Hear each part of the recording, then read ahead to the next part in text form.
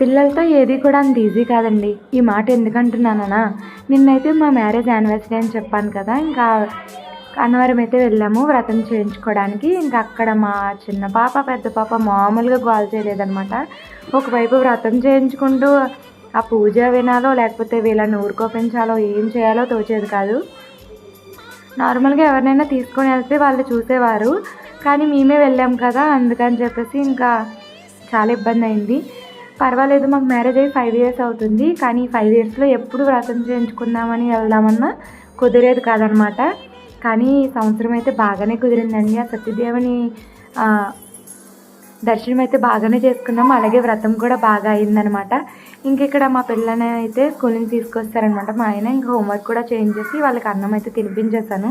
వాళ్ళకి స్నానం అది చేంజ్ చేసిన తర్వాత ఇంకా నేను మా ఆయన కూడా భోజనం అయితే చేస్తామన్నమాట. ఇంకా మెయిన్ ఏంటంటే మా ఆయన నైట్ డ్యూటీకి వెళ్తారు.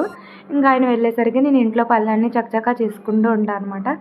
ఎందుకంటే నాకు ఆయన ఉన్నప్పుడు ఆయన పనులు చేసుకుంటా అనమాట. అంటే నాకు ఇంకా నైట్ ఇంకా భయం అనమాట. అందుకని చెప్పేసి తొందరగా అయితే అన్ని పనులు చక్కపెట్టేసుకుంటాను. తర్వాత నేను కూడా ఫ్రెష్ అప్ అయిపోయి ఇంకా దేవుడి దగ్గర సామాన్లు ఉంటే అవి కూడా తోమేసుకుంటున్నాను అనమాట. పూజా సామాన్లు అంటే ఈరోజు మరి సాటర్డే కదా, అందుకని చెప్పేసి ఇంకా తొందరగా అన్ని పనులు అయితే చేసుకున్నాను. ఫైనల్గా ఇదండి ఈరోజు మినీ వ్లాగ్. నచ్చితే కనుక లైక్ చేయండి. మరి thank you for watching. Bye.